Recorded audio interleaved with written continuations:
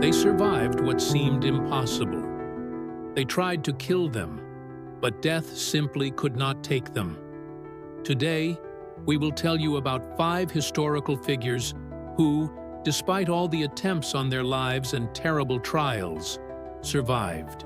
Lev Trotsky, Theodore Roosevelt, Adolf Hitler, Louis-Philippe of Orleans, and Aleksandr Solzhenitsyn.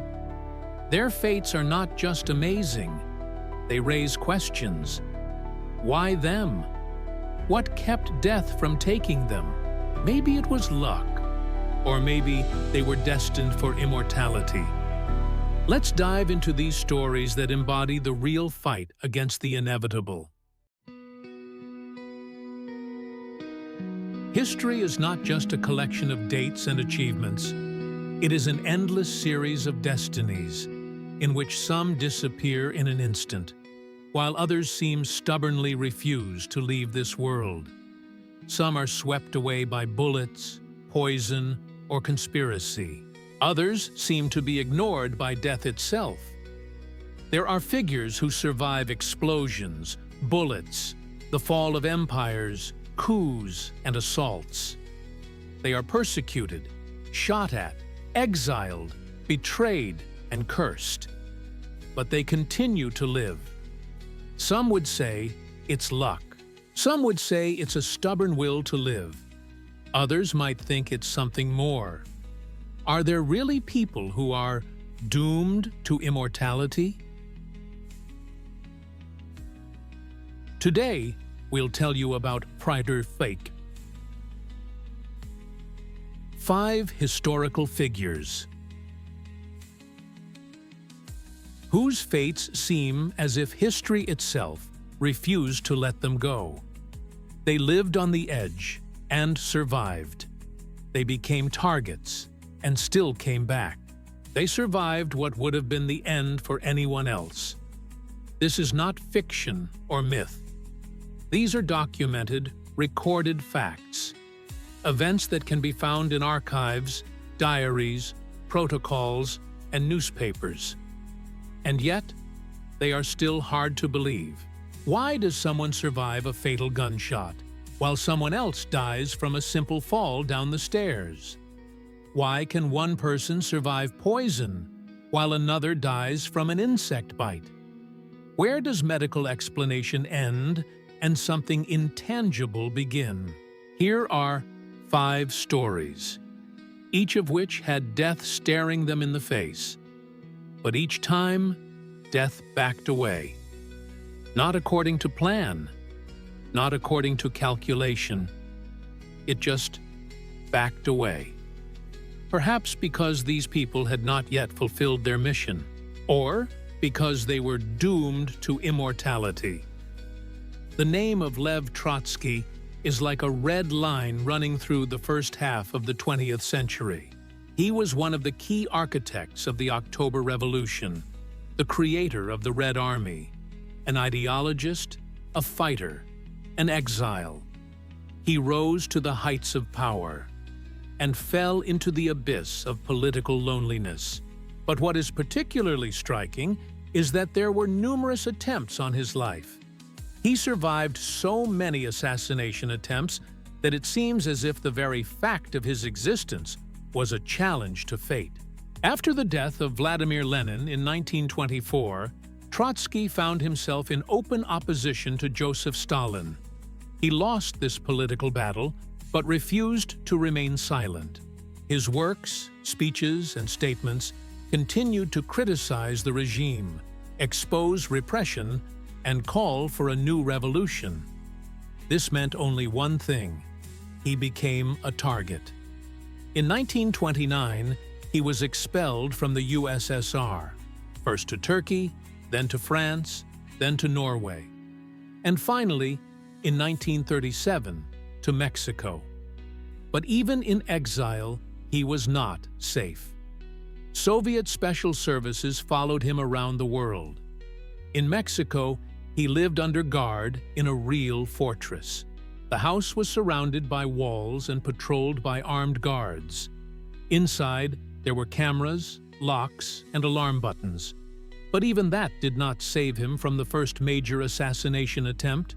On the morning of May 24, 1940, a group of militants led by the artist Siqueiros broke into Trotsky's house and fired automatic weapons at his bedroom. The bullets pierced the walls, windows, and bed. Lev Trotsky and his wife miraculously survived, hiding under the bed and remaining unharmed. After that, he tightened security measures. But the real threat was already inside. Spanish agent Ramon Merker, recruited by the NKVD, gained the trust of Trotsky's entourage under the guise of a political ally. He visited the house, discussed theories, quoted the transitional program, and waited for his moment. On August 20, 1940, he brought Trotsky an article for editing. When Trotsky was distracted, Merker struck him on the head with an ice pick. But even here, on the brink of death, Leon Trotsky showed incredible fortitude. He did not die immediately. He screamed, struggled, and grabbed his attacker. Guards rushed into the room and seized the assassin. Trotsky was taken to the hospital with an ice pick lodged in his skull. He lived for another day, remaining conscious. He managed to ask, "Do not take revenge. Let history be the judge." Death came, but not immediately. Almost 20 years of exile, surveillance, conspiracies, and assassination attempts. And all this so that his voice could still be heard. He knew he would die. He waited for it. But it was as if something was holding back the moment, again and again. The story of Leon Trotsky is not just the tragedy of a revolutionary. It is an example of how an idea can be stronger than fear. He was ready to die, but not to disappear. He remained in textbooks, in discussions, in culture. He was not immortal, but he lived as if death had to ask permission before coming. And it seems that it waited a very long time for that permission. At the moment when Theodore Roosevelt took the stage in Milwaukee, Wisconsin, it was the evening of October 11, 1912. He was about to deliver a campaign speech as part of his Progressive Party campaign. A large crowd had gathered. Some wanted to hear the words of the hero of the Spanish-American War. Others wanted to hear the former President of the United States. And some had come out of sheer curiosity. But one man had come there for a different reason. John Schrank, an unemployed New Yorker with a delusional idea that Roosevelt had no right to run for a third term, had been following him for several days. He waited for the right moment and found him approaching the hotel. From a distance of a few steps, he fired a revolver directly at Theodore Roosevelt's chest. The bullet hit its target. It seemed that everything was over. Roosevelt should have fallen dead. But he remained standing. He sighed and raised his hand, asking the crowd to calm down. Why didn't he die? The bullet passed through the folded text of his speech, a thick brochure of more than 50 pages, and through the metal case for his glasses in his breast pocket. They slowed the charge. The bullet still entered the body, but did not reach the heart. The doctor accompanying Roosevelt rushed to him and shouted, "To the hospital immediately!" But Roosevelt refused. He walked onto the stage. He went to the microphone, and he said, "Ladies and gentlemen, I don't know if you realize this, but I have just been shot. However, I believe the bullet is not life-threatening, and I have enough voice to read my speech to you." He spoke for more than 50 minutes. His shirt was soaked with blood. He coughed, paused, but continued until the end. The doctor desperately asked him to stop speaking. Roosevelt refused again. Only after finishing his speech did he allow himself to be taken to the hospital. There, It was discovered that the bullet was still inside his body, and that removing it would be too dangerous. It remained in Theodore Roosevelt's chest until the end of his life. What was it? Madness? Heroism? Or something else? Roosevelt's supporters were shocked. Even his political opponents acknowledged the former president's courage. Newspapers across the country wrote about the immortal Roosevelt, the man of steel, and the speech delivered with a bullet in his chest. But there is more to this episode than meets the eye. Theodore Roosevelt was not a naive idealist. He had seen death up close, in war, in his personal life, and in politics. He understood it, and perhaps that understanding gave him the strength not to be afraid. He survived the assassination attempt because he refused to give in to fear. Because his idea, the country he loved, and the justice he believed in was more important to him than his own safety. Many consider this a single stroke of luck. But if you look at Theodore Roosevelt's entire life, a different picture emerges. He was wounded in war, suffered from fever, lost loved ones, fought enemies inside and outside the country. And every time, he survived. It was as if history itself was protecting him, as if someone up there was saying, "We still need him," as if Roosevelt was indestructible. He was not immortal in the literal sense, but he became a symbol of how the spirit can triumph over the flesh. Even with a bullet in his chest, he was one of the most heavily guarded men of the 20th century. He ruled the Third Reich, unleashed a world war, and caused the deaths of tens of millions. And yet, he was shot, bombed, and betrayed. But every time, Adolf Hitler survived. It was as if something was keeping him alive. Against all logic, against all odds, against all common sense. Attempts on Hitler's life began long before the end of the war. As early as 1933, immediately after he came to power, attempts were made to eliminate him. But the first truly serious assassination attempt took place in November 1939. In the Burgerbräukeller beer hall in Munich, where he gave his annual speech on the anniversary of the beer hall putsch, carpenter and anti-fascist Georg Elser hid an explosive device in a pillar. He carefully calculated the time, the force of the explosion, and the point of impact. Everything was ready. The bomb went off exactly as planned, but Hitler left the hall. 13 minutes earlier. The explosion destroyed the room and killed 8 people, but the Führer was no longer there. The next assassination attempt, one of the most famous, took place on July 20th, 1944.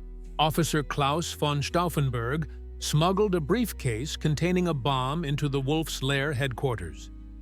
He left it under a table next to Hitler and left the room. The explosion occurred a few minutes later. The room was blown apart. Some officers were killed. But Hitler survived. He was saved by a massive oak table that took the brunt of the blow. He suffered minor injuries, ruptured eardrums, burns, and concussion. But he came out of it alive. That same evening, he met with Mussolini and pointedly showed him his torn uniform, proving that fate is protecting me. In fact, there were more than 40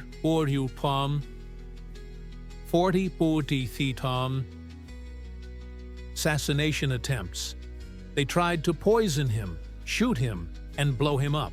Attacks were planned on trains, at rallies, and even in his private dining room.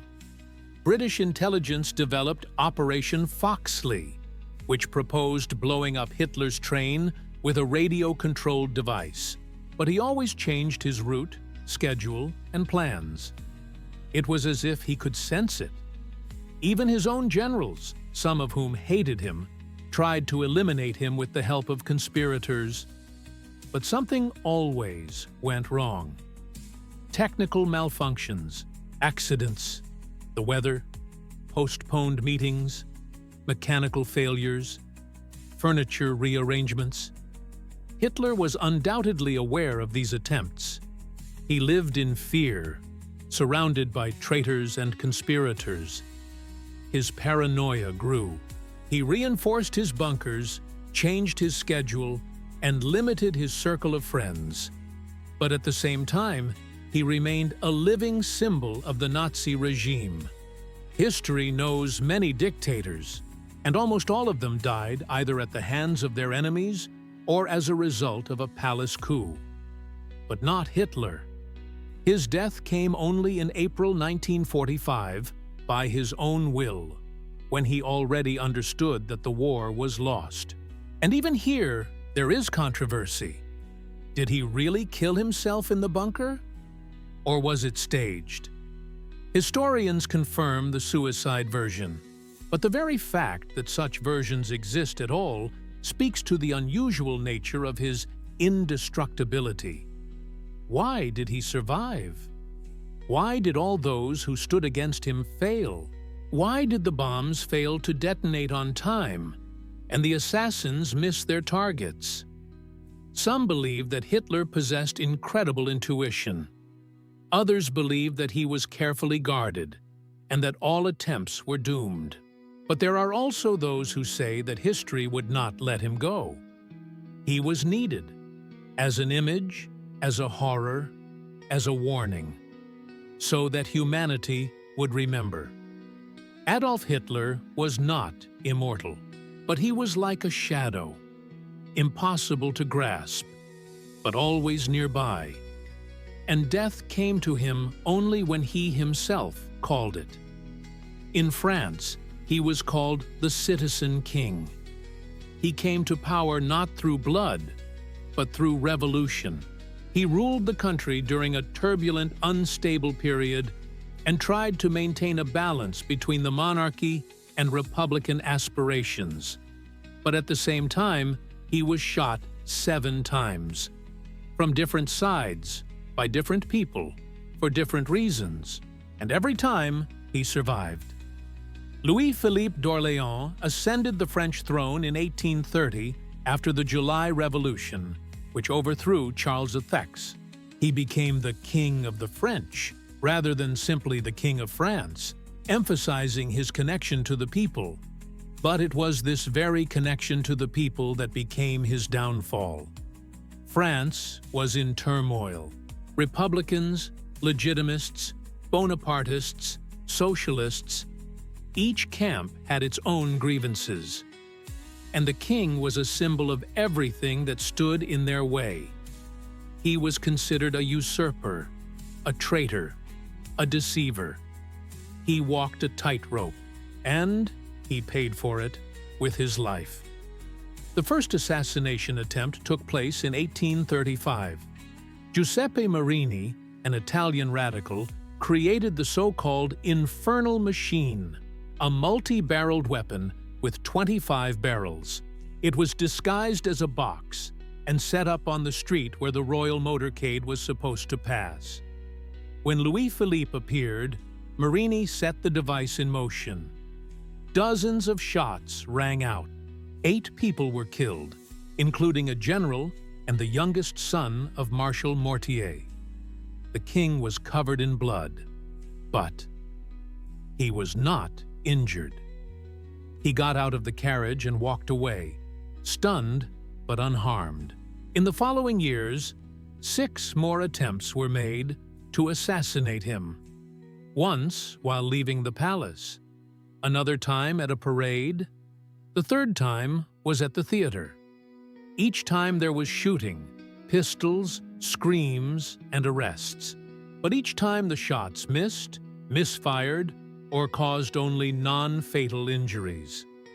Even when a bullet grazed his clothing, he got away with only a scratch.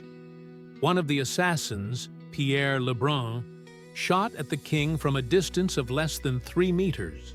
The bullet hit his neck, but grazed it and did not touch any arteries. Louis-Philippe stopped the bleeding himself with a handkerchief, and an hour later, he was already receiving foreign ambassadors. The media and the people were amazed. Some called it luck.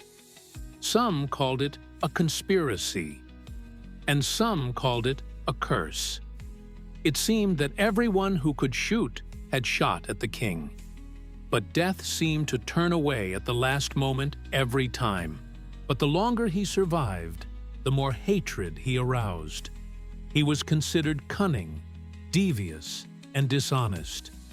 He was an old fox on the throne that nothing could bring down. And every day, when he left the palace, he knew that a bullet could be waiting for him in any shadow.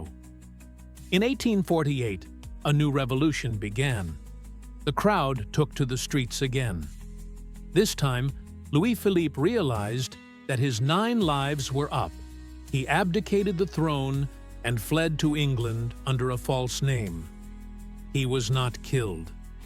He died in bed 2 years later, in exile.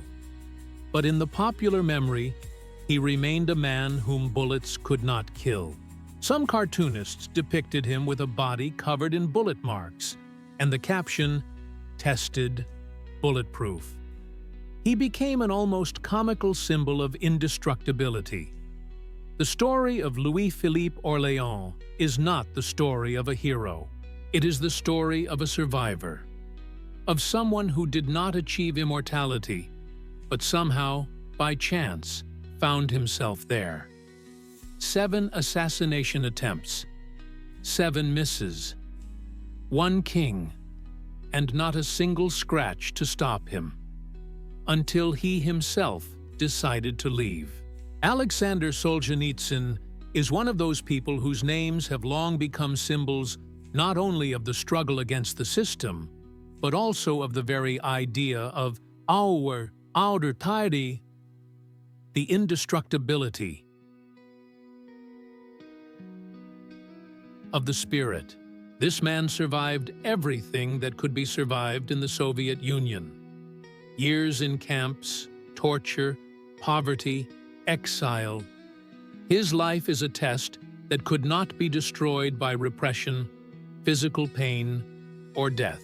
Solzhenitsyn became known throughout the world thanks to his work, The Gulag Archipelago, in which he described the Soviet camp system and the ruthless repression of Stalin's regime. It was not just an exposé, it was a revelation that shook the Soviet Union. He not only endured torture and humiliation, but also survived to tell the world about it. But how did he manage to survive? It is worth starting with the fact that his personal history was not easy. In 1949, he was arrested for criticizing Stalin in personal letters. He was sentenced to 8 years in prison camps and 5 years of exile. Solzhenitsyn, weakened by illness and physical suffering, went through the Gulag, survived a harsh exile in Kazakhstan, and yet he did not break. He did not become part of the system, did not give up in exchange for a better place, like many others. On the contrary, in the camp, he continued to write, hiding his manuscripts. This spirit of resistance became his strength. But it was in the Gulag, where he almost died from illness and physical hardship, that his indestructibility began. He was close to death. Many of his friends, fellow prisoners, were dying around him, but he survived. Why? Perhaps it was his unconscious desire to tell the truth. Perhaps it was something more, some kind of inner strength that neither cold, hunger, nor torture could break. But the most terrible ordeal awaited him later, when he began to reveal the truth about the Gulag and became a threat to the regime. In 1968, he was arrested again, this time for anti-Soviet agitation. He was deported to Germany and then to the United States. He could not return home, But even in exile, he did not disappear. He continued to write, doing everything he could to make the world aware of the crimes of the Soviet regime. When he left for the US, Solzhenitsyn was not just an exile. He became a living symbol of resistance. His works, his struggle, and his steadfastness became legendary for millions. Neither death, exile, nor torture could break him. He remained not only a living person, but also a living symbol of his people. In the end, Solzhenitsyn returned to Russia in 1991 after the collapse of the Soviet Union. He returned not only as a writer, but as a man who had survived and defeated the system that had tried to destroy him, his people, and his truth. Aleksandr Solzhenitsyn was not immortal in the literal sense. He did not have supernatural powers, but his spirit, his ability to never give up despite terrible trials, made him seem invincible. He did not succumb to death, and perhaps that was his true immortality.